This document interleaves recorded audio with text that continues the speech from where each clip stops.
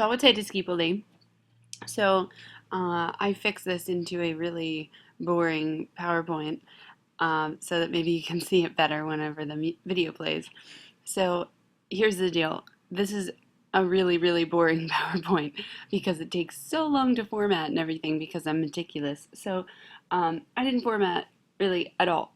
So if you take my document, save it to your computer, and make it beautiful, email it back to me, and I would love to give you bonus for that. All right, anyway, you need to be taking notes. We have only 4 sections, going to be easy peasy. You can stop, rewind at any point, but label your notes as Chapter 33, participle notes. It is October 2nd. So the first section, I just want to define what participles are. We talked about them yesterday, but I said they are verbal adjectives, and that might still not make very much sense, so I defined verbal adjective for you as a verb used to describe a noun. These are sort of hybrid words, and English uses them all the time, but nobody notices. It's just something we do without thinking about it. And the Romans did the same thing. They absolutely love to use participles. But they don't have them in all tenses, which is actually kind of nice. You're only responsible for 3 of them. But this chapter, we're only doing the perfect. So we're focusing on one type of participle, the perfect passive participle. So I define participle for you, verbal adjective, get the 3 types of participles that exist. Maybe put a box or something around perfect, and then just have a note. Romans love these. If you make it to Latin 4, you will see them all the time. Ask the 4s, they've seen them a lot already this year. The second section, put the full name, perfect passive participles. I always abbreviate this as PPP, so get used to that. Know what I'm talking about when I say PPP. These forms are actually given to you. You don't have to build anything. There's no dropping endings, finding stems, adding crap. There's none of that. So it is the 4th principal part. Now, with a PPP, you do not need a form of sum. These are the ones that are all by themselves. They are just the 4th principal part. No helping verb. Nothing making it, telling you who's doing the action, because the verb is an adjective. It's not doing an action, so that information isn't necessary. So here's a quick example, the example, of course. Here's amo, amare, amawi, amatos. And the 4th principal part, as you know, is amatos. But when you see amatos, I want you to actually see amatos, amata, amatum. Imagine that the dictionary is listing it as an adjective, giving you the masculine, feminine, and neuter forms.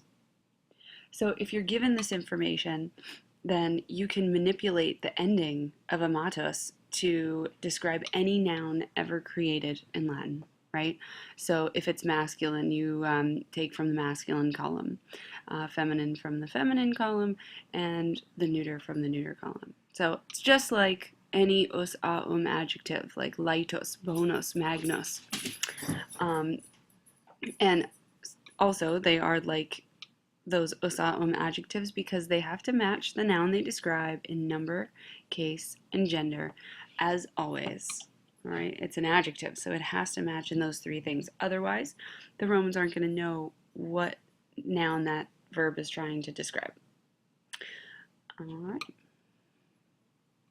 So now we're going to be a little bit more straightforward here. We've got PPPs in English. They have lots of possible translations.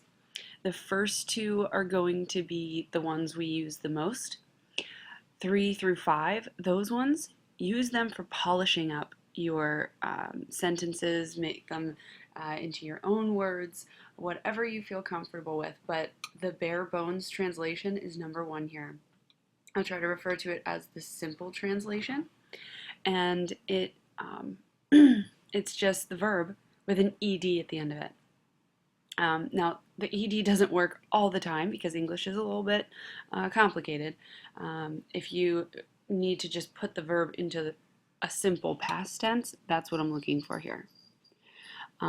So try it with ed. If it doesn't work, use your English skills to figure out what it should be. It should be in look like that past tense. Okay. So whatevered, the whatevered man, the you can say the scared man and use a verb to do it. Let's say called, just because it's going to be our example anyway. The called man. Now this is the really, really literal way to do it. If you want to sound kind of stuffy, you can do this, but I will never mark it wrong if you put having been whatevered, having been called, having been summoned, having been whatevered.